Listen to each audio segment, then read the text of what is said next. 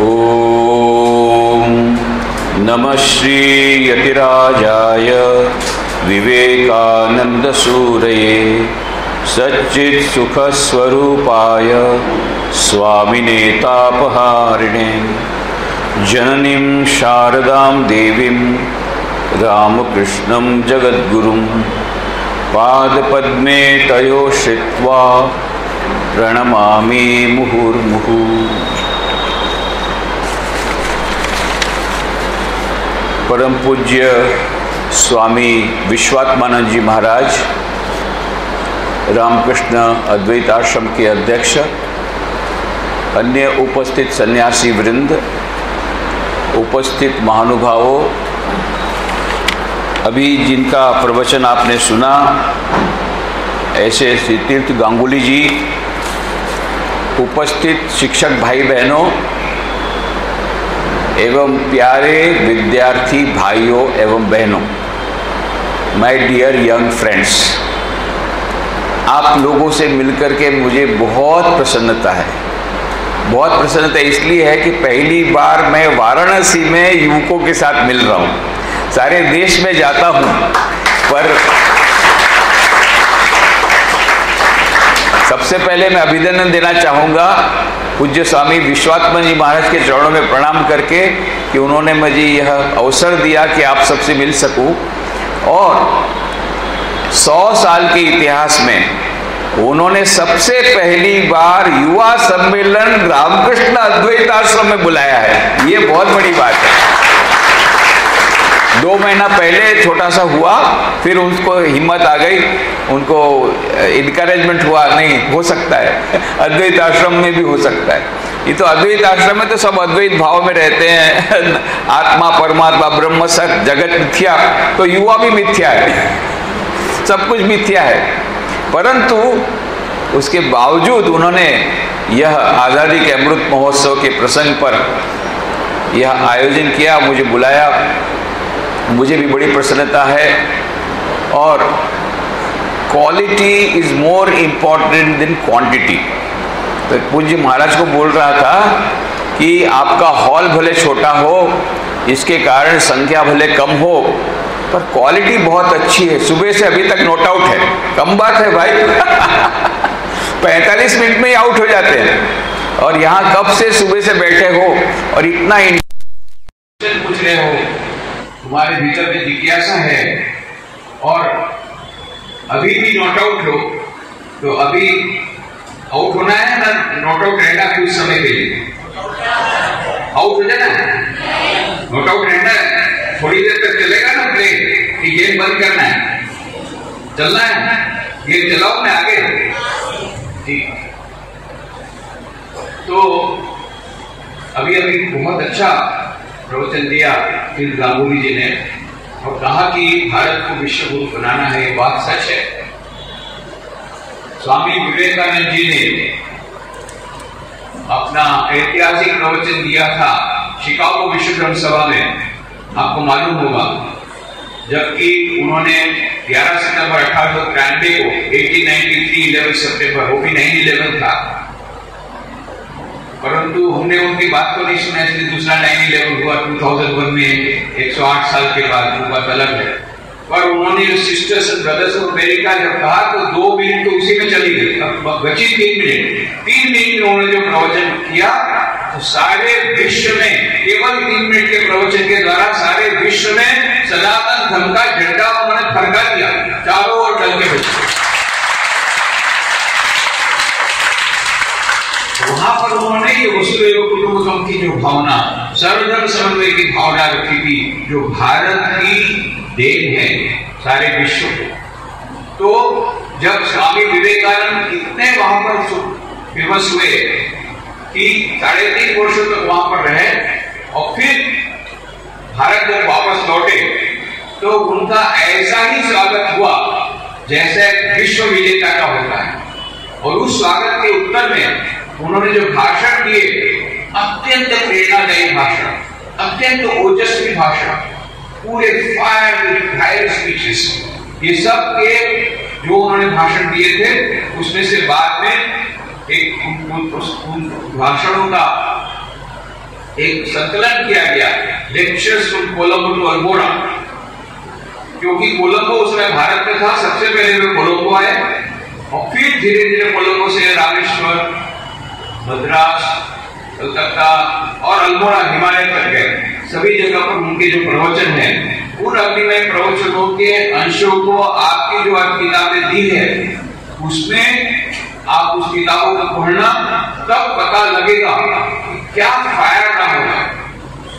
रोमा रोला ने, रविन्द्रनाथ टैगोर, उन्होंने रोमा रोला को कहा था, रविन्द्रनाथ टैगोर का नाम सुना है, नोबेल लॉरिएट, वो नोबेल लॉरिएट, रोमा रोला फ्रेंच मनीषी रोमा रोला, ये भी नोबेल लॉरिएट थे। एक नोबेल लॉरिएट ने दूसरे नोबेल लॉरिएट को लिखा, रविन्द्रनाथ टैगोर ने रोमा रोला को लिखा, if you want to know India, study Vivekananda, in him everything is positive, nothing negative. यदि आप भारत को समझना चाहते हैं तो स्वामी विवेकानंद की किताबों को पढ़िए, उसमें सकारात्मक सब कुछ है, नकारात्मक कुछ भी नहीं है। और जब फ्रेंच मनीषी रोमा रोला ने वो किताबें पढ़ी, वो इतने प्रभावित हुए, उन्होंने स्वामी विवेकानंद का ग्रंथ लिखा, उनकी जीवनी लिखी, और बाद में स्वामी विवेकानंद के शब्दों के बारे में भी लिखते हैं, these words are great music, phrases in the style of Beethoven. I cannot touch these sayings of his, scattered as they are through the pages at a 30th distance, without receiving a thrill through my body like an electric shock. आज भी जब स्वामी विवेकानंद की किताबों को पढ़ता हूँ तो मुझे ऐसा रोमांच आता है, मानो रोमांच होता है, मानो मुझे इलेक्ट्रिक शॉक लगा। और फिर रोमा रोला कहते हैं, जो स्वामी विवेकानंद ने वो भाषण दिए थे कोलंबो से लेकर अल्मोड़ा तक, क्या वो व्यर्थ गए? नहीं। रोमा रोला कहते हैं कि बाद में 1902 में 4 जुलाई को स्वामी विवेकानंद ने महासमाधि ली। उसके 3 वर्षों के भीतर में बंगाल में बंग आंदोलन हुआ, उसमें कई क्रांतिवीरों ने अपनी जान की बाजी लगा दी, ब्रिटिश गवर्नमेंट के विरुद्ध में फांसी पर चढ़ गए। और जब फांसी पर चढ़ते थे, उनके एक हाथ में भगवत गीता रहती थी, दूसरे हाथ में स्वामी विवेकानंद की किताब रहती थी।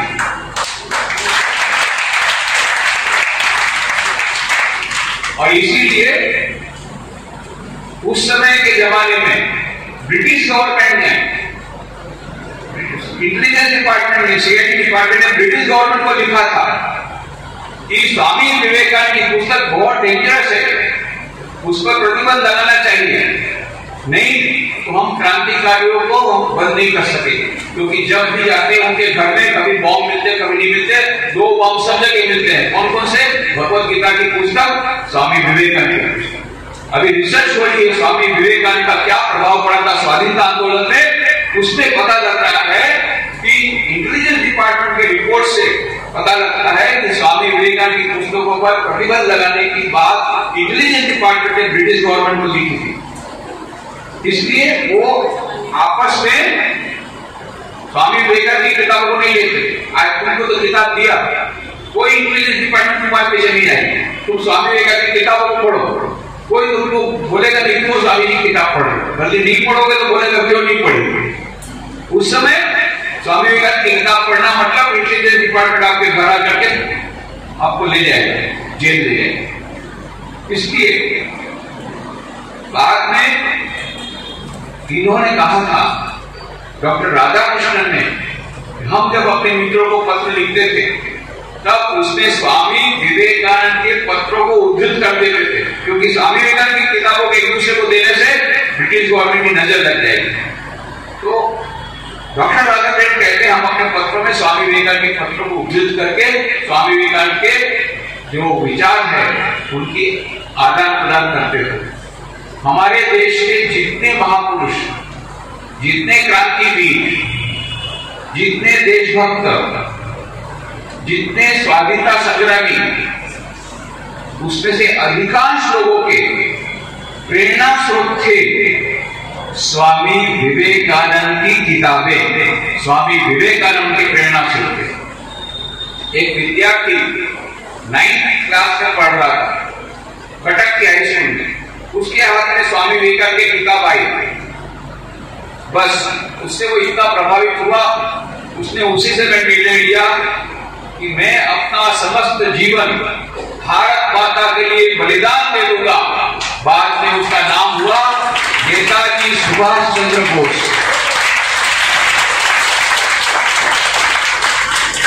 जितने हमारे नेता, महात्मा गांधी जब 30 जनवरी को 1921 को बेलूर आए थे हमारे मुख्यालय, आपको मालूम है रामकृष्ण मठ मिशन के 265 सेंटर्स हैं, 65 विदेश में हैं और 200 भारत में है, जिसमें एक सेंटर जहां हम लोग बैठे हैं ये अद्वैत आश्रम है, यहाँ 2 सेंटर है और दूसरा सेंटर है रामकृष्ण मिशन सेवाश्रम, यहाँ की हॉस्पिटल हमारी है, इंडोर हॉस्पिटल है।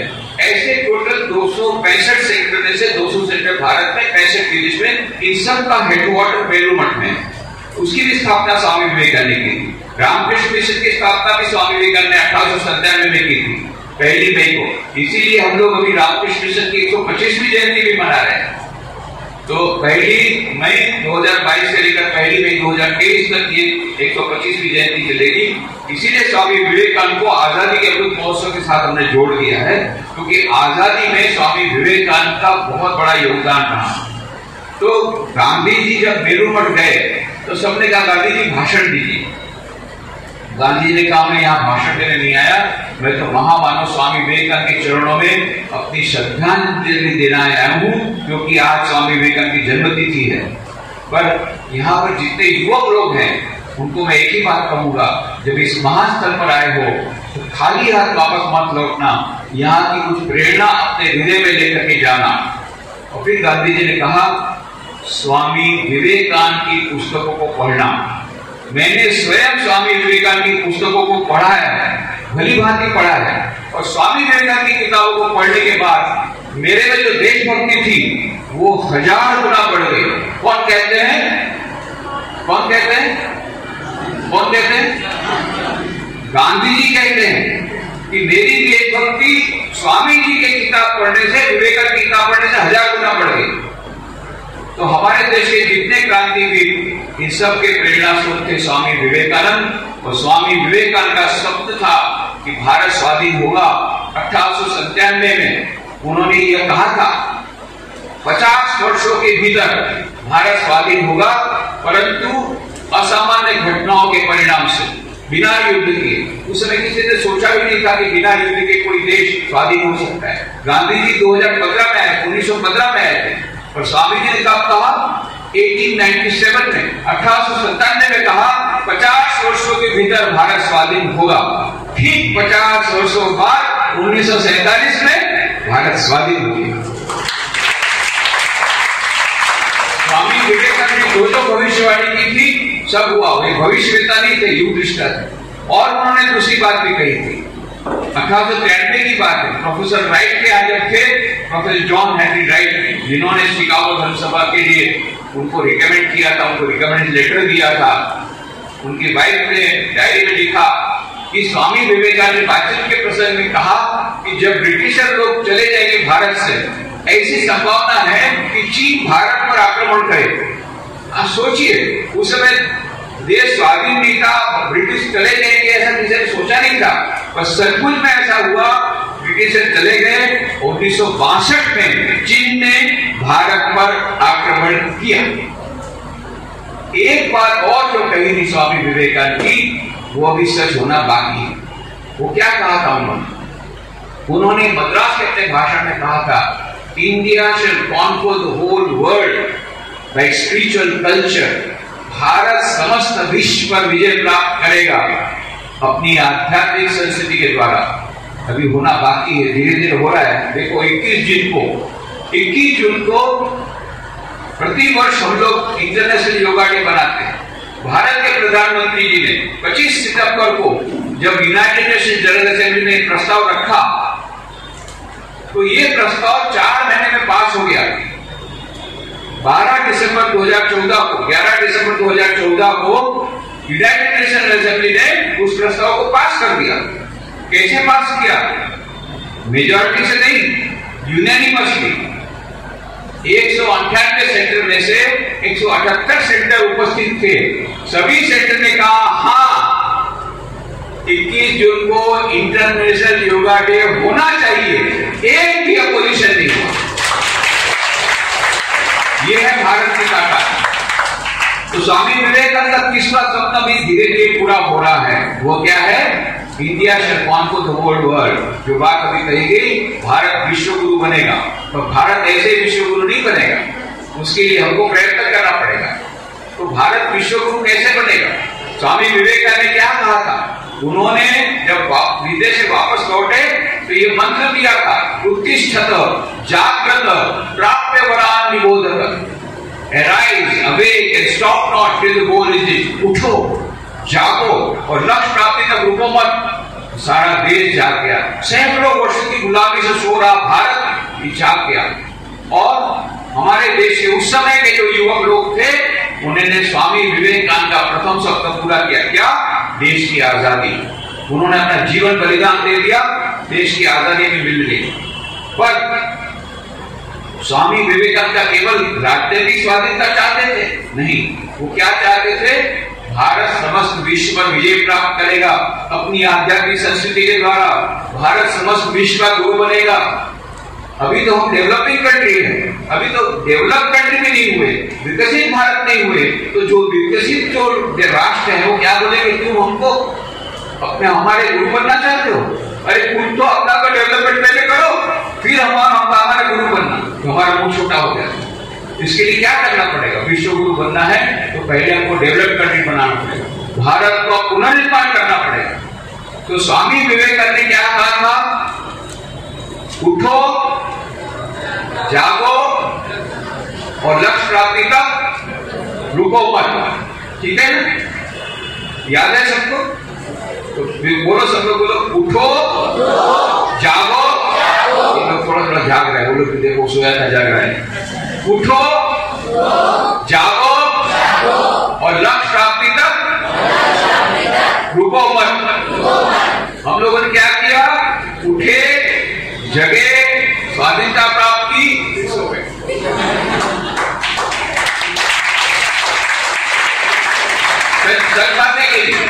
सच बात है कि बताओ, मैं सारे देश में जाता हूँ, सभी युवाओं से बात करता हूँ, कभी कोई भी युवक से पूछता हूँ, अच्छा भैया तेरे जीवन का लक्ष्य क्या है? मैं इंजीनियर बनूंगा, डॉक्टर बनूंगा, चार्टर्ड अकाउंटेंट बनूंगा, ये बनूंगा, वो बनूंगा। बहुत बड़ा लिस्ट दे देता है।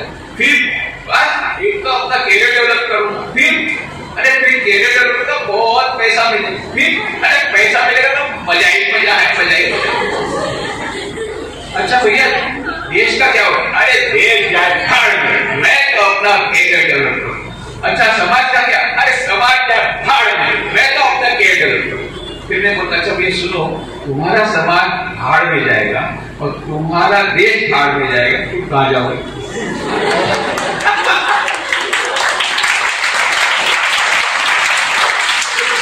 भाड़ में जाओगे? इतना तो कॉमन सेंस सोचो कि मेरा देश भाड़ में जाएगा, मेरा देश का पतन होगा तो मेरा भी पतन होगा। यदि हमारा देश पतन हो जाता है, हम लोग और भी गरीब बन जाते हैं, इकोनॉमिकली सुपर पावर फोर्स हो गए, उसके बदले फिर से गरीब जैसे थे ऐसे हो जाते हैं, तो हमारा डेवलपमेंट होगा? कोई बुलाएगा तुमको अमेरिका में? एक गुलाम देश का आदमी आ रहा है, कोई नहीं बुलाएगा। इसलिए अभी फिर से क्या करना है? स्वामी विवेकानंद का सपना सिद्ध करना है, विश्व गुरु बनना है, आगे बढ़ना है। तो स्वामी जी ने क्या कहा था? उठो, जागो और लक्ष्य प्राप्ति तक रुको मत। हमने क्या किया? उठे, जागे, स्वाधीनता प्राप्त की और सो गए। अभी फिर से क्या करना है? उठना है, जागना है। स्वामी विवेकानंद का ध्येय क्या था? जब तक सारे विश्व का धर्म विश्व गुरु नहीं बन जाता भारत, जब तक सारे विश्व में। और स्वामी जी ने क्या कहा था? India shell become so great that its past glory will fade into insignificance.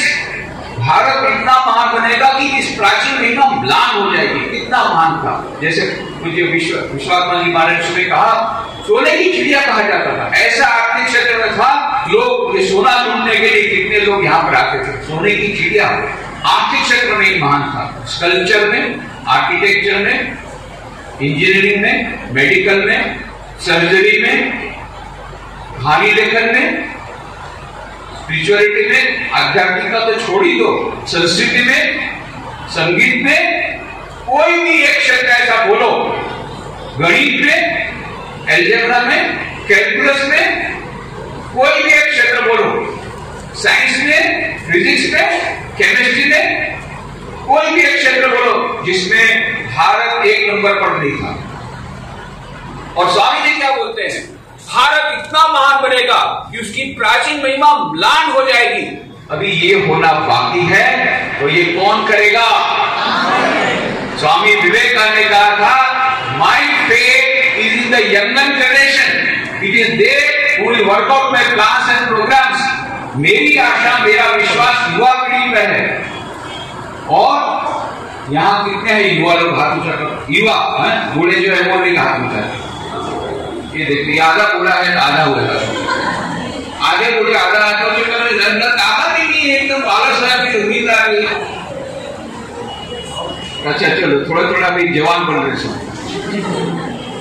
तो ये है बात कि हमको स्वामी विवेकानंद की बात को याद कर करके उनके स्वप्न को पूरा करना है, उसके लिए हमको कटिबद्ध होना है। उसके लिए क्या करना चाहिए? मुझे बात याद आती है, 16 अप्रैल 2003 को मैं राष्ट्रपति भवन में था। डॉक्टर एपीजे अब्दुल कलाम उस समय प्रेसिडेंट थे, उनके साथ हमारा बहुत सारा संबंध अच्छा है। कई बार वो आए हमारे पोरबंदर सेंटर में, गोड़गा सेंटर में, राजकोट सेंटर में, ऐसे कई जगह हमारे कई सेंटर में गए हुए। तो स्वामी विवेकानंद को बहुत मानते हैं, तो इसलिए मैं वहां पर गया था वो सीडी देने के लिए। तो बहुत बातचीत हुई, हम लोग एक साथ ट्रैवल किए, प्लेन में भी ट्रैवल किए थे, गाड़ी में ट्रैवल किए थे। स्वामी जी बहुत मजा आया था, उस समय सब बातें हुई। फिर मैंने कहा, डॉक्टर कलाम आप 2020 तक में, उनकी किताब है ना India 2020 vision of the new millennium, जिसमें उन्होंने लिखा है कि भारत को विकसित भारत बनना है 2020 तक। 2020 तो चला गया, 2022 आ गया, वो भी चला जाएगा। परंतु उन्होंने जो कहा, पर ये नहीं कि प्रोग्रेस काफी हुआ है पिछले 20 साल से, कोई उसके कोई कुछ ना बोल नहीं सकता कि इतना प्रोग्रेस नहीं हुआ है। We have become economical super power, उसकी कोई ना नहीं बोल सकता। परंतु जो भी स्वामी विवेकानंद का सपना भी सिद्ध नहीं हुआ और डॉक्टर कलाम का भी स्वप्न भी सिद्ध नहीं हुआ, India should become a developed country, विकसित भारत बनेगा 2020 तक, वो भी नहीं हुआ। तो मैंने कहा, डॉक्टर कलाम आप वर्ल्ड बैंक से कितना भी पैसा ले आइए और 5 ईयर प्लान में दे दीजिए, हमारे देश की गरीबी नहीं जाएगी, गरीब लोग गरीब ही रहेंगे। हाँ, जीडीपी शायद बढ़ सकता है। मैंने कब कहा था? 2003 में जीडीपी कितना था? 3.5। बाद में 2009 में जीडीपी कितना हुआ? 9.5। परंतु गरीबी कितनी? 40%। 40% गरीब थे उस समय भी। आज भी 35% गरीब है हमारे देश की जनता। तो मैंने उसी समय कहा था, आज जीडीपी तो बढ़ जाएंगे और हमारे देश के गरीब गरीब रहेंगे। भाई स्वामी जी, भाई क्यों? मैंने कहा, for the simple reason, former Prime Minister of India said if you put 1 rupee in the 5-year plan, only 15 paisa comes to the grassroots level farmer. I am afraid even 5 paisa is coming or not. पहले एक प्रधानमंत्री ने कहा था, 1 रुपया 5 year plan में डालो तो नीचे 15 पैसा मिलता है। मुझे लगता है 5 पैसा भी नहीं मिलता, और जब तक मिलता है तब तक वो किसान आत्महत्या कर देता है। Rampant corruption in the country today. मैं 2003 की बात करूं, भ्रष्टाचार इतना बढ़ गया है कि इसमें आपका कोई कितना भी आप डेवलप करेंगे सब जाएगा ऊपर भी, नीचे तक आता ही नहीं पैसा। What is the solution, Swami ji? What is the solution? हमको समाधान तो बताइए। मैंने कहा, only one solution. Only one solution. What we should have done on 1947, 15th August, we should do it now. What is that? Swami Vivekananda ने कहा था, education education education alone is the panacea of all our ills. हमारे सभी जितनी समस्याएं, उन सबका समाधान है शिक्षा। परंतु किस प्रकार की शिक्षा? जिस प्रकार की शिक्षा हमारे स्कूल कॉलेज में आज दी जा रही है, ऐसी शिक्षा नहीं। कैसी शिक्षा चाहते थे स्वामी विवेकानंद? स्वामी विवेकानंद कहते थे, what we want is man making education, character building education, मनुष्य निर्माणकारी शिक्षा चाहिए, चरित्र निर्माण वाली शिक्षा चाहिए। और हम लोग क्या बना रहे हैं? राक्षस निर्माणकारी शिक्षा। राक्षस देखा है? राक्षस वो ये राक्षस भी, दो सिंह वाले राक्षस जो टीवी में देखते हो, ये मॉडर्न राक्षस जो सफारी शूट में आते हैं, मॉडर्न राक्षस की बनारसी साड़ी आती है। ये मॉडर्न राक्षस राक्षसी है कौन? भरतेज नाम के हमारे बहुत बड़े विद्वान हो गए भारत में, उन्होंने कहा था 4 प्रकार के मनुष्य इस पृथ्वी में हैं समाज में। कौन कौन से 4 प्रकार के? एते सत्पुरुषा परात घटका स्वार्थान परित्यज्य सामान्य पराक्रम उद्यम स्वार्थ विरोधनीय तेवी मानव राक्षसा परहितम स्वार्था निघ्नन्ति ये निघ्नन्ति निरर्थकम परहितम देखे न जानी बने। 4 प्रकार के मनुष्य कौन कौन से? सबसे पहला उन्होंने बोला सत्पुरुष। कैसे होते हैं? दूसरों की सेवा करते हैं, अपना नुकसान करके दूसरों की सेवा करते हैं। दूसरे सामान्य मनुष्य, ये क्या होता है? पहले खुद का स्वार्थ देखते हैं, फिर दूसरों का सेवा करते हैं। तीसरा मानव राक्षसा, अपने छोटे से स्वार्थ के लिए दूसरों का कितना भी नुकसान करने को तैयार हो जाए, उसका नाम मानव राक्षसा। कहां देखने को मिलते हैं? तुम्हारे पड़ोस की, यहां नहीं, घर के पास। एक एग्जीक्यूटिव इंजीनियर क्या करता है? टेबल के नीचे से, ऊपर से नहीं, टेबल के नीचे से 1 करोड़ रुपया देता है और क्या बोलता है बिल्डर को, तुझे जितनी सीमेंट में रेती मिलाना हो मिला ले, और मेरे को 1 करोड़ दे दे। अब क्या करता है वो बिल्डर? उसने 1 करोड़ इसको दे दिया। अब उसमें सीमेंट में रेत बहुत कम बनाता है, कम रेत मिलाता है, सीमेंट बहुत कम मिलाता है। अब डेम तैयार हो जाता है। अब मिनिस्टर साहब तो बहुत बिजी है, उनका इनॉग्रेशन पे टाइम नहीं मिलता है, डेट नहीं मिलती, तब तक से जोर से वर्षा आई और डेट खत्म, इनॉग्रेशन के पहले खत्म। हजारों बेघरवाल हो गए, सैकड़ों लोग मर गए, और एग्जीक्यूटिव ने क्या बोला? कोई बात नहीं, मेरा तो मकान बन गया, दुनिया जाए भाग, देश जाए भाग, समाज जाए भाग, मेरा तो मकान बन गया। इसको बोलते हैं मानव राक्षसा।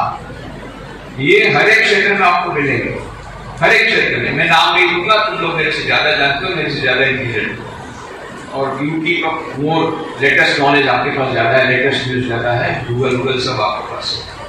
तो ये मानव राक्षसा, ये तीसरे प्रकार के। और चौथे प्रकार के भी हैं। भक्त ने क्या कहा? चौथे प्रकार के। बोले चौथे प्रकार का नाम नहीं दे सकता, काम दे बता सकता हूं। पहला कौन? कहते क्या है? सत्पुरुष। दूसरा सामान्य पुरुष। तीसरा मानव राक्षस। बोले चौथे तो मानव राक्षस में भी बेहतर है, उसका नाम मैं क्या दूं, पर काम बता देता हूं। तीसरे प्रकार के ऐसे होते हैं, अपने छोटे से स्वार्थ के लिए दूसरों का नुकसान करने को तत्पर होते हैं। चौथे प्रकार के ऐसे, उनको कोई फायदा नहीं होता है, दूसरों के नुकसान में जिनको आनंद आता है। किसी के घर में आग लगे, बहुत मजा है, अरे पर तुमको कोई फायदा हुआ? उसके घर में आग लगी, मुझे बहुत आनंद आ गया। कोई परीक्षा में फेल हो गया लड़का, बहुत मजा है, अरे तुमको 1 नंबर ज्यादा नहीं पर वो फेल हो गया, मुझे बहुत आनंद है। ये है कौन से प्रकार के? चौथे प्रकार के। उनका कोई फायदा नहीं, उससे नुकसान में जिनको आनंद आता है। और ये 4 प्रकार के व्यक्तियों की बात, मनुष्यों की बात भक्त ने कही। अभी मैंने लेटेस्ट रिसर्च किए 5th टाइम, 5वां टाइम। अब चौथे का नाम नहीं है तो 5वें कहां जाएगा? शायद भक्त के समय में नहीं थे, अभी आजकल नया है, इसलिए उन्होंने 4 प्रकार की बात की। मैंने लेटेस्ट रिसर्च करके 5वां प्रकार। 5वें प्रकार के कैसे होते हैं? चौथे प्रकार के कोई फायदा नहीं होता, दूसरे को नुकसान में आनंद होता है। इन 5वें प्रकार के लोगों को दूसरों के नुकसान में इतना आनंद आता है, खुद का नुकसान कर लो, दूसरों का नुकसान। इसलिए क्या किया? एरोप्लेन में बैठ करके व्हाइट हाउस से टकराया, 5000 को मार डाला। क्या मजा है? मैं भले मर जाऊं, 5000 को मार डाला, बहुत मजा है कि नहीं? है कि नहीं? 5वें प्रकार। फिर ये काम भले फूट जाए, वो कहानी बताने मेरे पास समय नहीं है। एक बात भले फूट जाए, पर पड़ोसी के दोनों आप फूट करके कुएं में गिर के बढ़ जाए, बहुत मजा है, बहुत। ये है 5वें प्रकार के। तो हमारे समाज में अभी 5वें प्रकार के है कि नहीं? है कि नहीं? हाँ के ना? चौथे प्रकार के है कि नहीं? और तीसरे प्रकार के मानव राक्षसा चारों ओर है। सामान्य मनुष्य कम, सत्पुरुष माइक्रोसॉफ्ट से देखना पड़ेगा कहीं भी। इसलिए स्वामी विवेकानंद ने कहा था, what we want is man making education, character building education, मनुष्य निर्माणकारी शिक्षा चाहिए, चरित्र निर्माण वाली शिक्षा चाहिए। डॉक्टर कलाम ने कहा स्वामी जी ये मनुष्य निर्माणकारी शिक्षा करना चाहिए, चलिए हम लोग एक साथ मिलकर काम करते हैं। फिर मैंने कहा हम लोग पोरबंदर में Vivekananda institute of value education culture, Vivek, इसका प्रारंभ कर रहे हैं। Vivekananda institute of value education culture, ये मूल्यों को देने के लिए हमारी इच्छा है कि आप उद्घाटन करें। Swami ji I will surely कम। और सचमुच में अपना प्रॉमिस उन्होंने पालन किया। 12 जनवरी 2006 को वे पोरबंदर आए, दूसरी बार आए और Vivekananda institute of value education culture का उद्घाटन किया और प्रवचन में कहा किस प्रकार से स्वामी विवेकानंद जमशेदजी टाटा के साथ जब स्टीमर में जा रहे थे एक साथ, किस प्रकार से उन्होंने इंडियन इंस्टीट्यूट ऑफ साइंस खोलने की प्रेरणा दी, इन सब की बातें की। बाद में प्रश्नोत्तर दिए। एक लड़का खड़ा हो गया, सर ऑपरेशन दुर्योधन, ऑपरेशन चक्रव्यूह and other operations have revealed the tip of the iceberg that is rampant corruption in the country today. As the President of India, how do you feel about it and where do you think lies the solution? Sir हमारे देश में operation Duryodhan, operation चक्रव्यूह, इनके कारण इतना सारा भ्रष्टाचार हुआ है, तो आप राष्ट्रपति हैं, आपको क्या उसका समाधान आप बोलते हैं उसका? तो राष्ट्रपति जी खड़े हो गए, डॉक्टर कलाम। फिर उन्होंने कहा you see the parliament has already taken some action on those MPs। और फिर उन्होंने हाथ में स्वामी विवेकानंद की किताब ली। स्वामी विवेकानंद की किताब लेकर के उसमें से एक वाक्य पढ़ के सुनाया, जिसमें स्वामी विवेकानंद बोलते हैं no number of parliament acts can make a nation good, can make a nation great। कितने पार्लियामेंट के आप नियम बना दीजिए, कानून बदल दीजिए, उसके द्वारा आप राष्ट्र को अच्छा नहीं बना पाएंगे, उन्नत नहीं बना पाएंगे, महान नहीं बना पाएंगे। What can make a nation good? What can make a nation great? फिर से उन्होंने स्वामी जी का वो पैराग्राफ पढ़ा किताब में से, Only a large number of good enlightened citizens can make a nation good, can make a nation great। जब हमारे देश में अधिक से अधिक संख्या में लोग प्रबुद्ध नागरिक बनेंगे, अच्छे बनेंगे, तो हमारा देश अच्छा बनेगा, तो हमारा देश महान बनेगा। और फिर डॉक्टर कलाम ने बहुत सुंदर बात की, and the government can not produce good people and the government will not produce good people. ये भी कहा गवर्नमेंट की प्रोड्यूस नहीं कर सकती। Who can do it? Who can do it? उन्होंने कहा only 3 persons can do it, only 3। Who are the 3? Father, mother and the teacher, nobody else can do it। हमारे देश में प्रबुद्ध नागरिकों का निर्माण कौन कर सकता है? माता, पिता और शिक्षक। ये बात डॉक्टर कलाम ने कही, आज हमको याद रखनी है और हमको प्रबुद्ध नागरिक बनना है। यदि हमारे चरित्र का निर्माण नहीं होगा, तो यदि हम कैरियर हमने डेवलप कर लिया, बहुत ऐसा कैरियर डेवलप कर लिया, you will be giants but you will be selfish giants. आप देश के लिए आशीर्वाद स्वरूप नहीं बनोगे। बहुत आगे बढ़ गए, हार्वर्ड से आपने पीएचडी कर लिया, हार्वर्ड से पीएचडी कर लिया, गोल्ड मेडल मिल गया, परंतु टेबल के नीचे से करोड़ रुपया लेकर के विदेश चले गए, स्विट्जरलैंड की बैंक में लग गया। क्या ये देश सेवा है? क्या ये कैरियर डेवलपमेंट आपको महान बनाएगा, देश को महान बनाएगा? तो कहने का मतलब कि आप कैरियर डेवलपमेंट न करें, जरूर करें, but career development should go hand in hand with character development. Career development अच्छा है, पर साथ साथ में क्या याद रखना है? कैरेक्टर डेवलपमेंट, चरित्र निर्माण यदि नहीं होगा, तो जब तक स्वामी विवेकानंद का सिद्धांत याद रखना, जब तक हमारे देश के विद्यार्थियों का, शिक्षकों का, आईएएस ऑफिसर्स का, आईपीएस ऑफिसर्स का, बिजनेसमैन का, मंत्रियों का चरित्र निर्माण नहीं होगा, तब तक देश का पुनर्निर्माण नहीं हो सकता, बिल्कुल नहीं हो सकता। क्योंकि सब सैफन हो जाएगा। 5 वर्ष की योजना में आप आएगा। पर हमने देखा, मैं रांची में 10 साल था, रूरल डेवलपमेंट हमने किया। खेतों किसान के पास कुछ पैसा ही नहीं पहुंचता था, सब ऑफिसर लोग ले जाते थे और तालाब बनाते थे सब जमीन पर कोई भी तालाब नहीं, सब कागज में तालाब बनते थे। ये हमने खुद देखा है, इसलिए ये याद रखना है। एक लड़का था, बहुत शैतान था। तुम लोग जितने अच्छी तरह बैठे हो चुपचाप, वो 1 मिनट भी चुपचाप नहीं बैठता और बहुत धूमस्ती करता था। उसके पिताजी को बहुत बुरा लगा, बोले ए इधर आता। बच्चे को बुलाया, देख मेरा आज बहुत काम है, मैं तुझे एक काम सौंपता हूँ, ये काम निपटाने के बाद आना, तब तक आना मत, समझ गया? हाँ समझ गया। पिताजी ने सोचा क्या काम दो, सारा दिन उसको बिजी रहेगा, मुझे भी काम करने देगा। तब उसने सोचा हाँ इसका ज्योग्राफी बहुत वीक है, भूगोल में पैसे नंबर बहुत कम मिलते हैं। तो उन्होंने भारत का नक्शा दिया, उसके छोटे छोटे टुकड़े कर डाले और वो लड़के को दे दिया, जा पूरा भारत का नक्शा ठीक करके ले आ जा। तो उनको लगा सारा दिन निकल जाएगा, कहाँ काश्मीर, कहाँ कन्याकुमारी, कहाँ वाराणसी, कहाँ यूपी, कहाँ गुजरात, ये सब करते करते सारा दिन निकल जाएगा, मैं भी अपना काम कर लूंगा। 10 मिनट लड़का हाजिर हो गया, मुझे बोला काम करके आया, काम करके आया। देखा भारत का नक्शा, परफेक्ट नक्शा, हाँ पूरा परफेक्ट नक्शा, उत्तर प्रदेश, काश्मीर, कन्याकुमारी, वाराणसी, राजकोट, गुजरात, सब अपनी जगह। ये कैसे किया?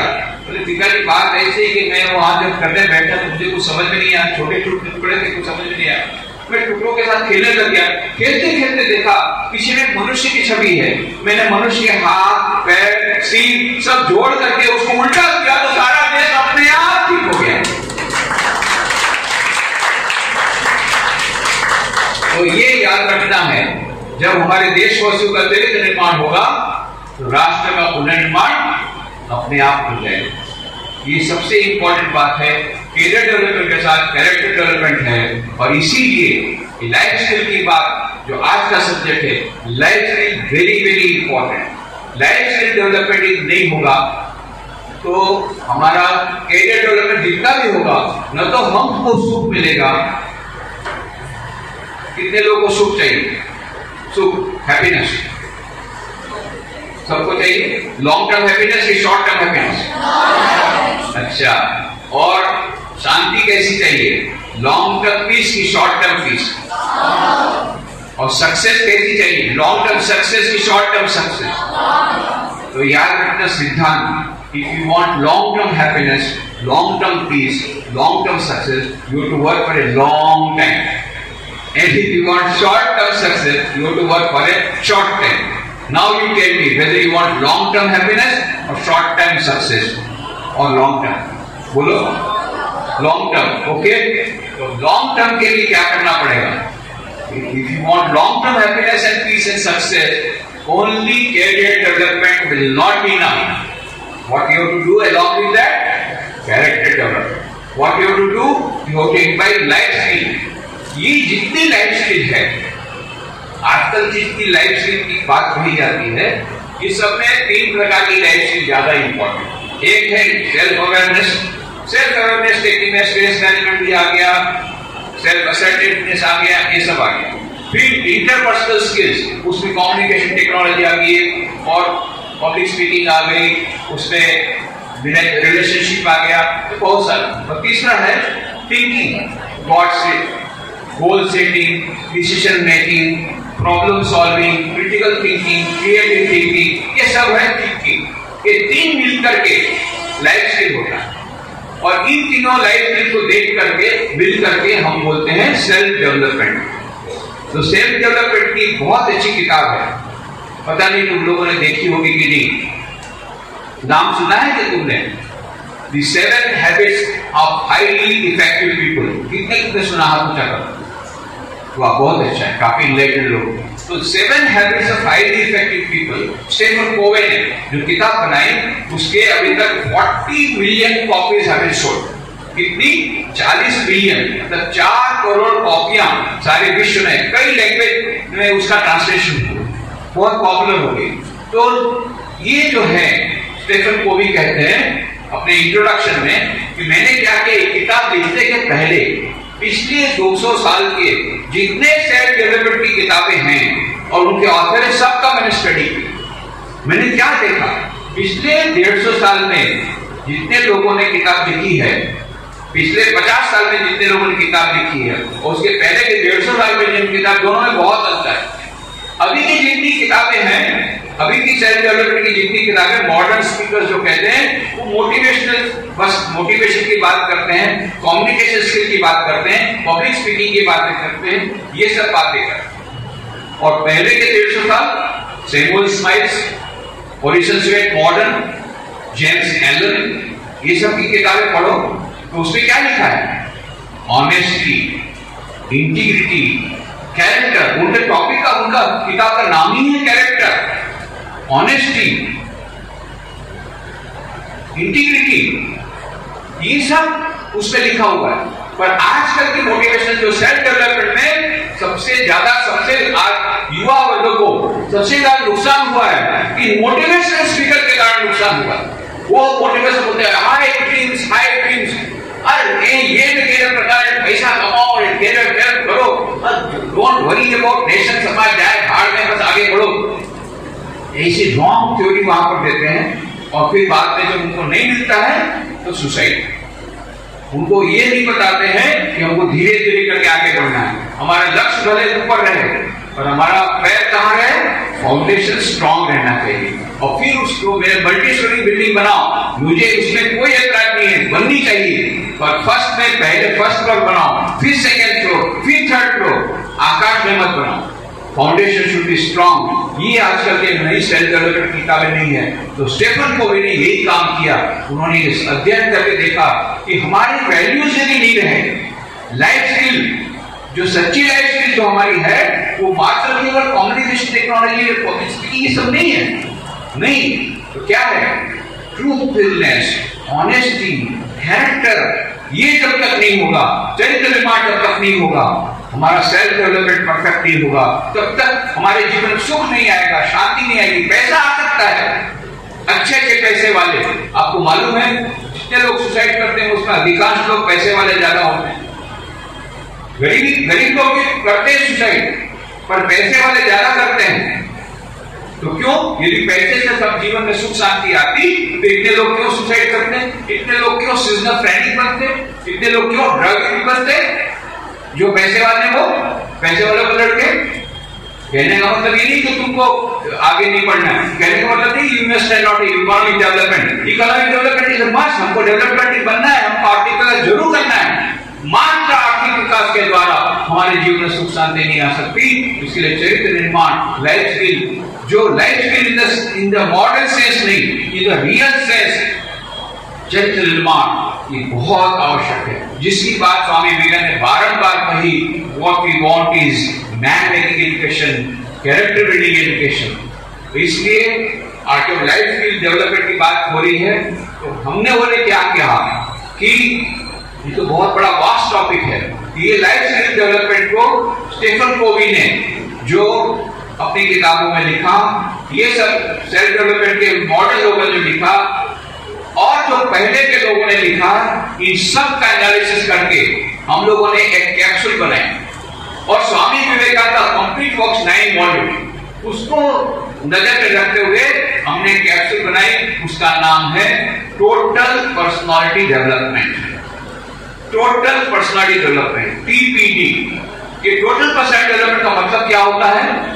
इक्वेशन याद रखो, मैं बोलता हूं इक्वेशन बाद में तुमको रिपीट करना है। IQ plus EQ plus SQ is equal to TPD।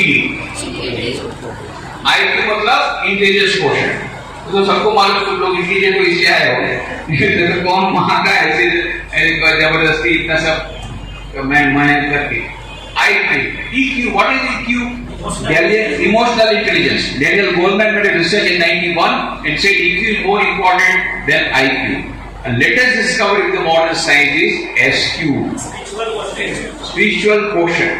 Dana Zohar, she is a professor in Oxford University. उन्होंने किताब लिखी है, उसका नाम क्या है? SQ Spiritual Intelligence, the Ultimate Intelligence, where she says neurologically, physiologically, biologically, psychologically, from every point of view, there is a conflicting evidence. There is something called SQ, which is the basis of both IQ and EQ. What is IQ? I will tell you how to play the game of life. What is EQ? EQ will tell you how to play the game of life under changed circumstances with changed strategies. And what is SQ? SQ will tell you why to play the game of life. क्यों हम इस जीवन में आए हैं, क्या हमको करना है, ताकि मरते समय हमको गम न रहे कि हमने ये नहीं किया। कबीर ने बहुत सुंदर बात कही, जब तू आया जगत में, जब हंसे तू रोए, ऐसी करनी कर चलो, मरते समय तुम हंसो जग रोए। ये है जीवन का लक्ष्य, दैट इज एसेंस।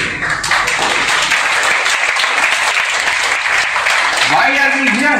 हम पृथ्वी पर क्यों आए हैं और मरते समय हमारे से क्या जाएगा? एलेक्जेंडर गेट ने कहा सेनापति को, जब मैं मर जाऊं तो कब्र में से मेरे 2 हाथ बाहर रखना। बोले जरूर हम करेंगे, पर वाई, हम क्यों आप ऐसा चाहते हैं? बोले मैं सारे विश्व को संदेश देना चाहता हूं कि सिकंदर महान ने सारे विश्व पर विजय प्राप्त की, इतने हाथी, इतने घोड़े, इतनी सोना मोहरे, इतना राज्य, इतने सब राज्य ले लिए, इनमें से कुछ भी मेरे साथ नहीं जा रहा है। मैं खाली हाथ वापस जा रहा हूँ, रोते रोते जा रहा हूँ। और उस संत को, उस संत की बात कहानी बनने का टाइम नहीं, वो संत मरते समय हंस रहा था और मैं रोते रोते जा रहा हूँ। सारे विश्व को संदेश पहले बता दो कि आखिरी में खाली हाथ वापस लौटना। इसका मतलब नहीं है कि हम कैरियर डेवलपमेंट नहीं करेंगे, इसका मतलब ये नहीं है गोल्ड मेडल के लिए प्रयत्न नहीं करेंगे, पर वो कुछ साथ में नहीं जाना। गोल्ड मेडल का सर्टिफिकेट नहीं रहेगा, सब सर्टिफिकेट यही रहेंगे, सब कुछ रहेगा, अंत में जो जाएगा वो है हमारे कर्म। हमको उसके लिए प्रयत्न करना है, हमको टोटल पर्सनल डेवलपमेंट करना है। तो टोटल पर्सनल डेवलपमेंट है तीनों, IQ, EQ, SQ। जो SQ है वो कैसे प्राप्त करेंगे, उसके लिए 4 उपाय स्वामी विवेकानंद ने बताए। Each soul is potentially divine. The goal of human life is to manifest this divinity within by controlling nature external and internal through this either by work or worship or psychic control or philosophy, by one or more or all of these, and be free. This is the whole of religion. Doctrines, dogmas, rituals, temples, churches, mosques are but secondary details. प्रत्येक मनुष्य के भीतर में दिव्यता सुसुप्त रूप से विराजमान है। मनुष्य जीवन का लक्ष्य उस अंतर्निहित दिव्यता को अभिव्यक्त करना। कैसे? बाह्य ममता प्रकृति को वशीभूत करके। ये कैसे हो सकता है? 4 उपाय है, राजयोग, भक्ति योग, ज्ञान योग और कर्म योग। इन चारों के द्वारा हमारे भीतर की दिव्यता जागृत होगी और हम लोग आत्मविश्वास, तुम्हारा जो प्रथम सेशन में सुन रहा था, ज्यादा करके जो क्वेश्चन थे, एक ही प्रॉब्लम था, लैक ऑफ कॉन्फिडेंस। लोग क्या कहेंगे, मैं ऐसा करूंगा तो लोग क्या कहेंगे। स्वामी विवेकानंद ने बताया था, हाथी चले बाजार में, कुत्ता भौंके 1000, साधुओं को दुर्भाव नहीं, निंदे जाए संसार। और उनको मत बोलना वे तुम कुत्ते हो, अपने मन में बोलना कि ये कुत्ते भौंकते रहते हैं, आगे अपनी मस्ती में जा रहा है। हमको क्या, हम जब जानते हैं हम सच्चे रास्ते पर हैं, हमको उससे कुछ करना। ये लैक ऑफ कॉन्फिडेंस, आत्मविश्वास कैसे आएगा? जब तुमको पता लगेगा तुम्हारे प्रत्येक के भीतर में आत्मा की अनंत शक्ति विराजमान है, अनंत शक्ति विराजमान है। स्वामी विवेकानंद शिकागो जनसभा में उनके भी यही हालत था, वो अपने आप को दुखी समझ लेते, पापी समझ लेते, दुर्बल समझ लेते। तब स्वामी विवेकानंद ने वहां पर उनको संदेश सुनाया, वेदांत का अमृत पिलाया, श्वेता श्वेत उपनिषद का श्लोक सुना के बताया, शृण्वन्तु विश्वे अमृतस्य पुत्रा आये धामानि दिव्यानि तस्तु वेदाहमेतं पुरुषं महान्तं आदित्यवर्णं तमसः परस्तात् तमेव विदित्वा विमृत्युमेति नान्य पंथा विदितयानाय। हे अमृत के संतानों सुनो, मैंने उस परम पुरुष को जान लिया है जिनको जानने से सभी दुखों से निवृत्ति होती है। और फिर स्वामी विवेकानंद ने कहा, हे अमृतवासी भाइयों बहनों, मैं भी आपको इसी नाम से संबोधन करता हूँ, अमृतस्य पुत्रा। ये children of immortal bliss, Holi and perfect beings, ये divinities on earth, sinners, it is a sin to call him as so. It is a standing level of human nature. Come up, alliance, and shake up the delusion that you are sheep. Your soul's immortal, spirit free. blessed and eternal. Ye are not matter, ye are not bodies. Matter is servant, not ye the servant of matter. ओ शेरों, इस मिथ्यापन को जड़ फेंक दो कि तुम भेड़ हो, तुम भेड़ नहीं हो, तुम शेर हो, तुम अजर अमर आत्मा हो। तुम्हारे प्रत्येक के भीतर में आत्मा की अनंत शक्ति विराजमान है। यही बात स्वामी विवेकानंद ने बताई और फिर वो कहानी सुनाते थे। उस कहानी के द्वारा मैं समाप्त करूंगा। बहुत ही सुंदर कहानी। एक ही कहानी याद रखना है। जब भी मन में टेंशन आए ये कहानी याद रखो, जब भी लैक ऑफ कॉन्फिडेंस आए ये कहानी याद रखो, जब भी कोई प्रॉब्लम आए कहानी याद रखो। एक ही कहानी, उससे सब प्रॉब्लम सॉल्व हो जाएंगे। रामबाण दवा, सब दुखों की रामबाण दवा, सब निर्बलताओं की रामबाण दवा, सब टेंशन की रामबाण दवा। एक बस ये याद रखना है। ये कहानी छोटी सी कहानी स्वामी विवेकानंद जो अमेरिका में बताई थी वही मैं आपको बता।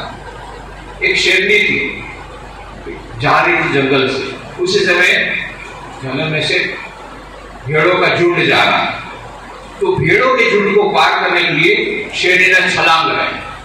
तो शेरनी उस समय गर्भवती थी। उसके पेट में जो गर्भ में जो बच्चा था, छोटा शेर, वो भेड़ों के झुंड में गिर गया और शेरनी तो उस पार गई और फिर कड़कड़ाने लगी, थोड़ी देर में मर गई। जब शेरनी मर गई तो जो छोटा बच्चा था वो रोने लगे। क्यों? उसकी मां मर गई। तो भेड़ों की मां को दया आ गई। अब उसने ये शेरनी के बच्चे का लालन पालन शुरू किया। अभी शेरनी का बच्चा भेड़ों के साथ जाता है, भेड़ों के साथ खेलता है। भेड़ क्या खाती है? तो ये भी घास खाने लग गया। अब भेड़ क्या बोलती है? ब्याह ब्याह। ये भी ब्याह ब्याह करने लग गया। अब धीरे धीरे बड़ा हो गया और क्या करता है? भेड़ों के साथ जाता है, भेड़ों के साथ खेलता है, भेड़ों के समान घास खाता है और भेड़ों के समान ब्याह ब्याह करता है। बहुत समय बाद एक बड़ा शेर है, वहां देखा दूर रास्ते पर से कितनी सारी भेड़ें जाके ब्याह ब्याह करते। आखिरी में एक छोटा शेर जा रहा है, वो भी ब्याह ब्याह करता है। उसने कभी किसी शेर को ब्याह ब्याह करते देखा ही नहीं था। तो बड़ा आश्चर्य हो गया, अरे शेर होकर ब्याह ब्याह कर रहा है। तो नजदीक आया, माजरा क्या देखने, अरे आज शेर को देखा, बड़े शेर को। एक भेड़े साहब भागने लग गए। छोटा शेर वो भी भागने लग गया। बड़े शेर ने पकड़ा, तू कहां जा रहा है? तू तो मेरे समान शेर के समान है। अरे ये भेड़े है, मुझसे डरती क्यों? मैं शेर हूं, तू तो शेर है मेरे समान, तू मुझसे क्यों डरता है? छोटा शेर रोने लग गया, मैं तो भेड़ हूं, भेड़, शेर नहीं हूं। बड़े शेर ने कहा, बेवकूफ कहीं का, शेर होकर के अपने आप को भेड़ बोलता है? तू शेर है, शेर। वो छोटा शेर और डरने लगा, और डर गया और रोने लगा, मैं तो भेड़ हूं, मैं तो भेड़ हूं। बड़े शेर ने कितना समझाया, रो रहा है। अब उस बड़े शेर को बड़ा गुस्सा है, कोई बात नहीं समझ नहीं रहा है। पकड़ा उसे, गले से पकड़ा, घसीट करके लाया। देख ये तालाब पे देख, तेरी परछाई दे, तेरी परछाई दे। तेरा चेहरा मेरे समान है, शेर के समान, भेड़ के समान। तो छोटे शेर मेरा चेहरा तो शेर के समान है, भेड़ नहीं है। अब तू समझ गया, तू शेर है, भेड़ नहीं है। अब ब्याह करना बनता, मेरे समान गड्ढा कर। हाँ चल, अब तू जंगल का राजा बन गया। हाँ जंगल का राजा बन गया। स्वामी विवेकानंद कहानी सुना के बताते, देखो छोटा शेर तो पहले से शेर था ना, नया बना? पहले से था ना, तो क्यों ब्याह करता था? भूल गया था कि मैं शेर। उसी प्रकार से स्वामी विवेकानंद कहते हैं, प्रत्येक मनुष्य के भीतर में दिव्य आत्मा है। क्या है? दिव्य आत्मा। किसके भीतर में? प्रत्येक मनुष्य के भीतर में। पुरुष हो, स्त्री हो, बालक हो, वृद्ध हो, गरीब हो, पैसे वाला हो, उच्च वर्ण का हो, निम्न वर्ण हो, प्रत्येक मनुष्य के भीतर में दिव्य आत्मा है। और उस दिव्य आत्मा में अनंत शक्ति है। कितनी शक्ति है? कितनी शक्ति है? ये अनंत शक्ति किसमें है? दिव्य आत्मा में। दिव्य आत्मा किसमें है? प्रत्येक मनुष्य में। जितने मनुष्य हाथ उठाओ, सचमुच में सब लोग मनुष्य हो, सब लोग मनुष्य हो। तो और सबके भीतर में दिव्य आत्मा है ना, सबके भीतर में दिव्य आत्मा की अनंत शक्ति है ना। तो फिर काहे को कहते हो मुझे बहुत टेंशन होता है, परीक्षा में वैसे उठाता तो मुझे बहुत टेंशन होता है, वो तो सुसाइड करता है, सुसाइड करूंगी, मैं बहुत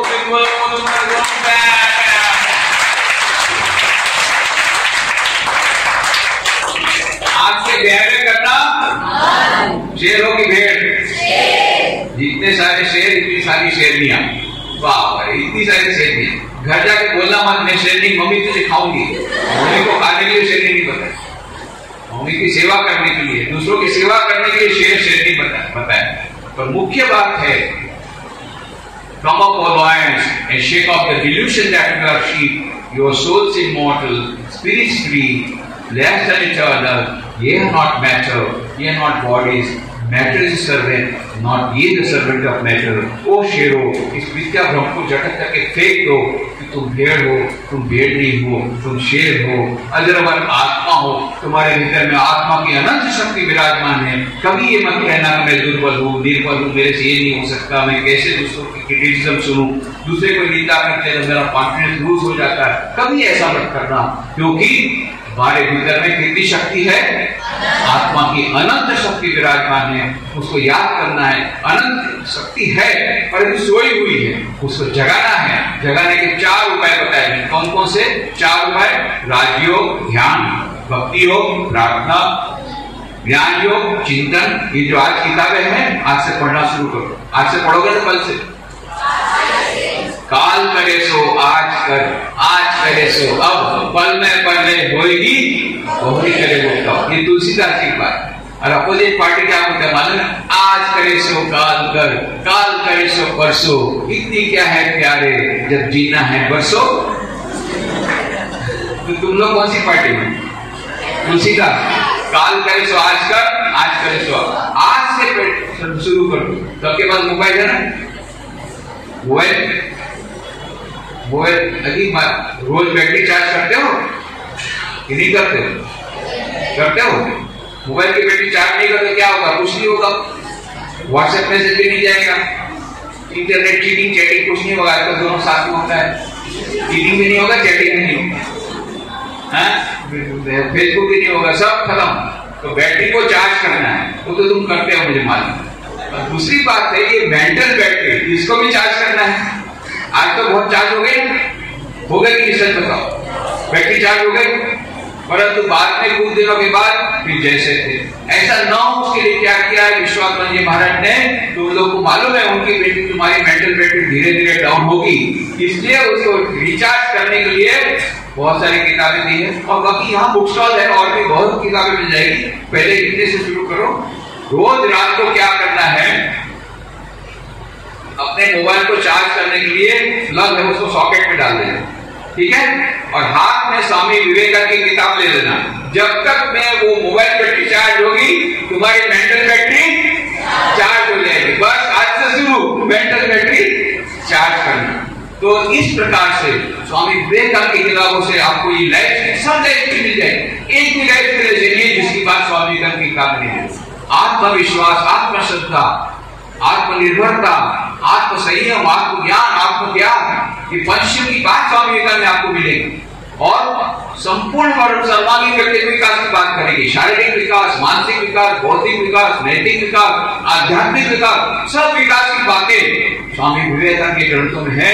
इन ग्रंथों को पढ़ो, ये मेरा खास मैं अनुरोध करूंगा। तो अभी जितने युवा भाई बहन हैं, आप लोगों ने बहुत अच्छा किया, यहाँ पर आए, यहाँ बैटरी अपनी चार्ज की। और मेरा यह अनुरोध है ये मेंटल बैटरी को रोज चार्ज करते रहना, रिचार्ज करते रहना, ये पुस्तकों को पढ़ते रहना, और भी किताबें पढ़ना। और यहाँ पूज्य महाराज जी यहाँ पर उपलब्ध है।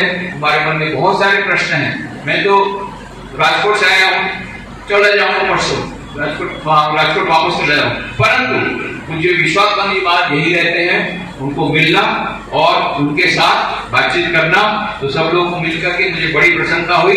तुम सबको बहुत बहुत शुभकामनाएं देता हूँ, बहुत बहुत शुभकामनाएं।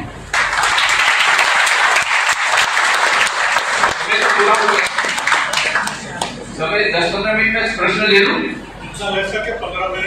ओके, 15 मिनट में स्वामी जी का जितना प्रश्न ले सकते ले, बाकी का फिर ईमेल में भेजना। मेरा ईमेल आईडी मिल जाएगा, कार्ड है ना, तो ईमेल आईडी उनको बता देना, वो रजिस्टर करो। और नहीं तो भारत में ही है, उनसे पूछ लेना।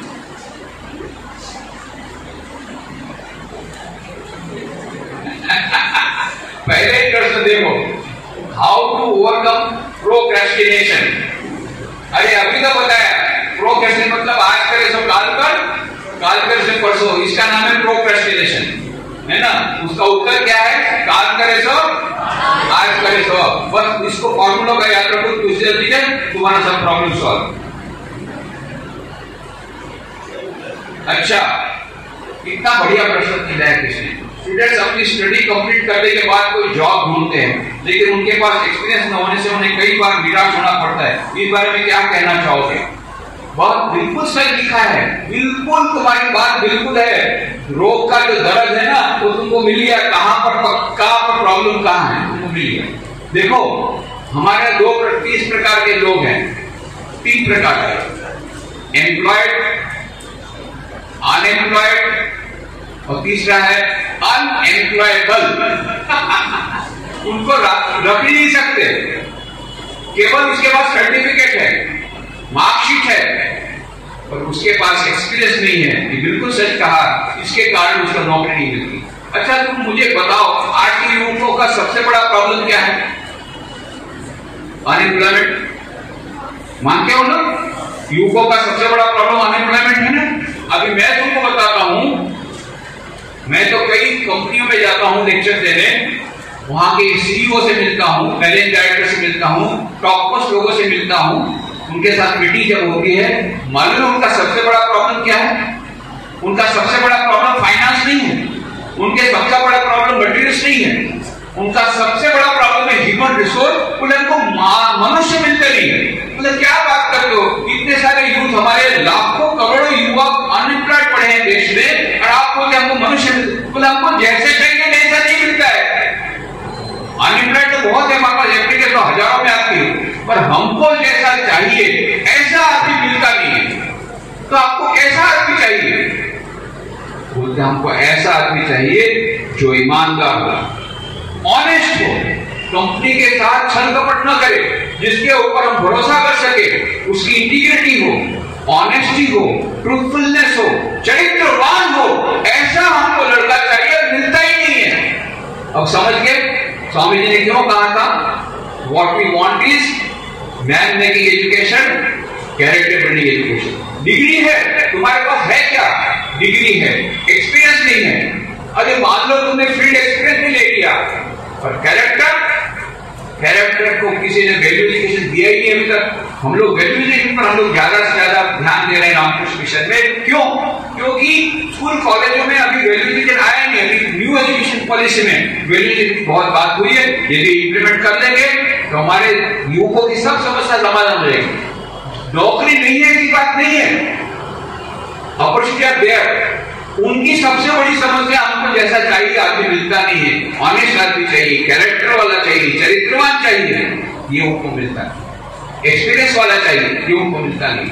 इसलिए आज से तुम लोग कैरेक्टर बिल्डिंग के लिए लग जाओ। Character development should go hand in hand, otherwise you will not get job, you will not get success, you will not gate short term success. Long term success की बात अलग रही, लॉन्ग टर्म हैप्पीनेस की बात अलग रही। Yes, Shruti Gupta. How can we achieve our skills effectively without any negativity, with open mind to growth of development of our country and ourselves? The only thing, remember, you are a lioness. You are not sheep. तुम भेड़ नहीं हो। ये बात को याद रख करके कॉन्फिडेंस में रखो, आत्मविश्वास बनो और आगे बढ़ो। और वो जो प्रोक्रेस्टिनेशन की बात की उसको याद रखना है। उठो जागो, उठो जागो, बड़े अक्षर में लिख के रखो अपने कमरे में, उठो जागो और काम में लग जाओ। और काल करे सो आज कर।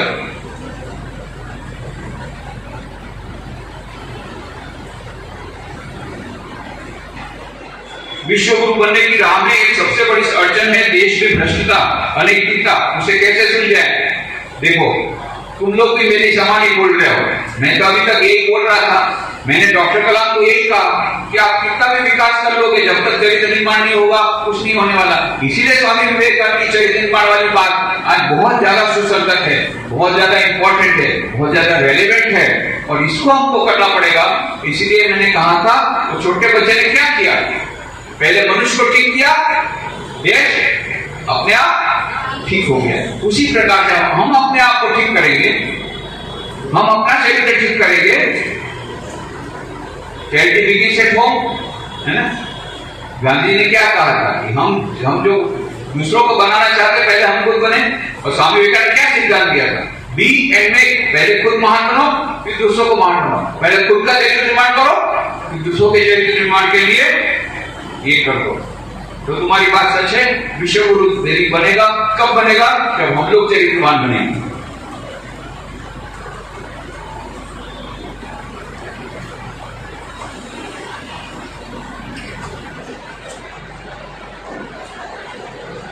भगवत गीता के जीवन को साथ के अपने जीवन में कैसे उतारे, बहुत अच्छा पूछ रहे हैं। तो स्वामी विवेकानंद ने कहा था, एक श्लोक है, बोले इस श्लोक को याद रखो, भगवत गीता का सार श्लोक में दिया है। कौन सा श्लोक है? जब अर्जुन बोलता है मैंने युद्ध नहीं करूंगा, चुपचाप बैठ जाता है, तब भगवान श्री कृष्ण क्या कहते हैं? द्वितीय अध्याय का पहला श्लोक, कुतस्वापशमलमिदं विश्वे समुपस्थितम् अनार्यम् अजुष्टम् अस्वर्ग्यम् अकीर्तिकरम् अर्जुन क्लेप्यं मास्पदमः पार्थ नैवत्तरूपवदते क्षुद्रं हृदय दौर्बल्यं त्यक्तोत्तिष्ठ परन्तु। खड़े हो जाओ, हृदय की किसी द्रोण को फेंक दे, कापुरुष मत बन, कायम मत बन। श्री कृष्ण भगवान शौक थेरेपी का यूज करते, अर्जुन तीर मिला जाता है और कृष्ण भगवान चाहते थे उसको तीर मिलाना, ये शौक थेरेपी ऐसा शब्द व्यवहार करते हैं। क्या कापुरुष मत बन, नामर्द मत बन, कायर मत बन। क्या कायर से तुम्हारी बात करता, मैं युद्ध नहीं करूंगा, युद्ध नहीं करूंगा। वो खड़े हो जा, हृदय के चुस्त जरूरतों को दूर करके आगे बढ़। उसी प्रकार से हमारे विद्यार्थी बोलते हैं, हमको तो बहुत सब जगह वो बोलता हम कैसे आगे बढ़े, हम आगे कुछ नहीं कर रहे। खड़े हो जाए, भगवान श्री कृष्ण बोलते हैं नामक पद पर आगे बढ़ो, आगे बढ़ो।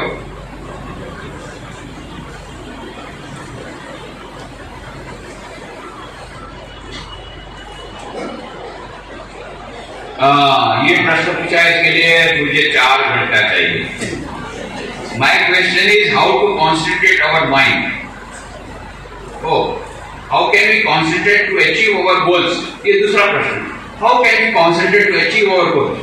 To achieve our goal, concentrate करने के लिए क्या करना है? पहले गोल को निश्चित करो अच्छी तरह, रैशनली, और फिर उसको लिख करके रखो, अपनी डायरी पे लिख के रखो, दीवार पे लिख करके रखो, अपने आप को रिमाइंड कराओ और एक वाक्य लिख करके रखो, arise, awake and stop not till the goal is reached. ऐसा करके गोल की तरफ जाओ।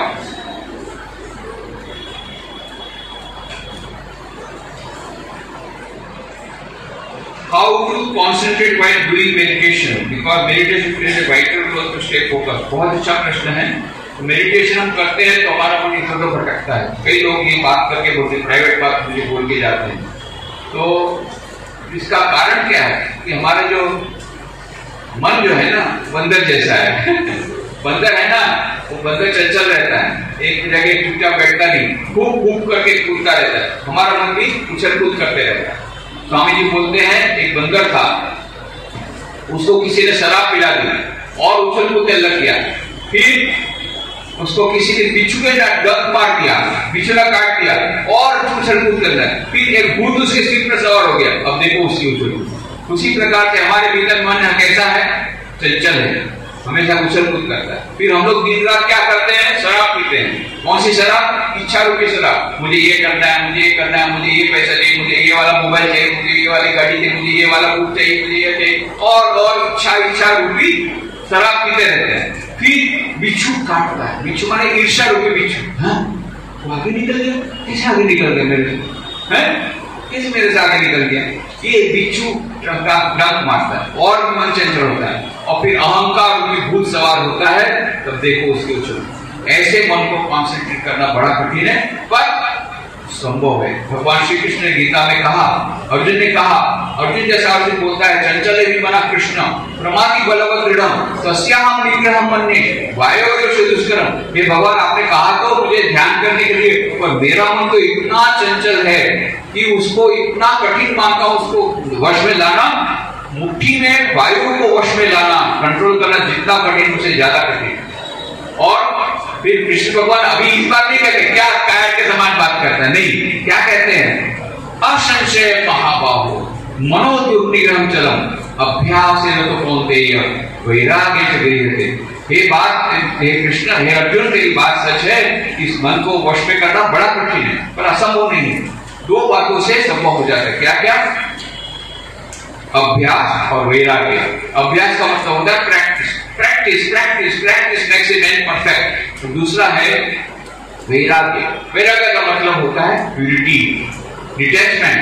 The spirit of detachment will come when this mind is pure.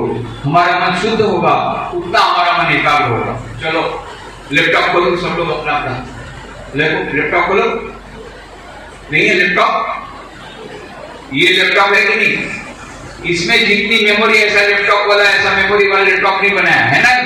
इसको खोलो, खुलिया। अभी मैं डाटा एंट्री करेंगे हम लोग, मैं बोलूंगा तुम जोर से बोलना, तब जाके अपने आप हो जाएगी। इसमें ऐसा ऐसा नहीं करना है, मैं बोलूंगा उसको करना है। हमारा मन जितना शुद्ध होगा उतना हमारा मन एकाग्र होगा। हमारा मन जितना शुद्ध होगा उतना हमारा मन एकाग्र होगा। दूसरी बात है, मन को एकाग्र करने के लिए प्रैक्टिस एट अपॉइंटेड टाइम, एक रेगुलरिटी लाइफ होना चाहिए। मेरे पास बहुत विद्यार्थी आते हैं, मैं पूछता है भैया सुबह कितने बजे उठते हो? तो कुछ निश्चित नहीं है, कभी 7 बजे, कभी 8 बजे, रविवार को 9 भी बज जाता है। तो भैया तुम्हारे सोने का टाइम क्या है? हाँ, कुछ निश्चित नहीं, कभी 10 बजे, 11 बजे, अच्छी पिक्चर देख के बज जाता है। तो भाई तुम्हारा पढ़ाई का टाइम क्या है? हाँ, कुछ निश्चित नहीं, मूड आता पढ़ लेते। तुम्हारा खाने का टाइम क्या है?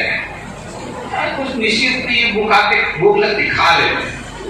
और खेलकूद का टाइम निश्चित नहीं, भूख का टाइम निश्चित नहीं। फिर मेरे को स्वामी जी मन की एकाग्रता कैसे है, कब आएगी? कुछ निश्चित। जब तुम्हारा कुछ निश्चित नहीं है तो एकाग्रता निश्चित नहीं। एकाग्रता निश्चित करने क्या करना पड़ेगा? उठने का टाइम, सोने का टाइम, पढ़ने का टाइम, खेलकूद का टाइम, खाने का टाइम। तो एकाग्रता, चलो लैपटॉप खोलो, खुला। हमारा जीवन जितना नियमित होगा उतना हमारा मन एकाग्र होगा। हमारा जीवन जितना नियमित होगा उतना हमारा मन एकाग्र होगा।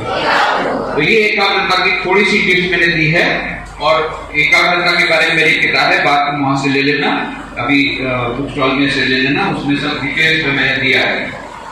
और अधिकांश प्रश्नों को उत्तर दे दिए, बाकी सब किताब जो तुमको दी है उसमें मिल जाएगा। तो मैं पुनः स्वामी विश्वात्मा जी महाराज के चरणों में प्रणाम करता हूँ, उनके प्रति कृतज्ञता व्यक्त करता हूँ कि उन्होंने मेरे लिए अवसर दिया, आप सब मिल सकूं। आप सब लोगों को मिल करके मुझे बहुत आनंद आया। मैं आप लोगों को भी धन्यवाद देता हूँ कि आप इतनी देर नॉट आउट बैठे रहे और सुनते रहे, प्रश्नों के उत्तर देते रहे। तो मैं अंत में स्वामी विवेकानंद जी, जिनके आजादी का अमृत महोत्सव स्वामी विवेकानंद के नाम से जब ये हम मना रहे हैं, तो स्वामी विवेकानंद के चरणों में ये प्रार्थना करता हूँ कि हम सब पर उनकी कृपा बरसे, उनके आशीर्वाद हम सब पर बरसे। हम सब स्वामी विवेकानंद की उनकी पुस्तकों को पढ़ करके, आत्मसात करके अपने स्वयं का चरित्र निर्माण करें, हमारा संपूर्ण व्यक्तित्व विकास करें, PPD टोटल पर्सनल डेवलपमेंट करें, एवं देश और समाज के लिए अपना थोड़ा कुछ भी अपना प्रदान कर सके और हमारे देश को फिर से विश्व गुरु बनाने में हमारा यत्किंचित हमारा योगदान दे सके, ऐसी शक्ति हमें प्रदान करे स्वामी विवेकानंद। ऐसी उनके चरणों में प्रार्थना करते हुए आप सबके भीतर दिव्य चेतना विराजमान है, उसको प्रणाम करते हुए मेरी वाणी को विराम देता हूं। धन्यवाद।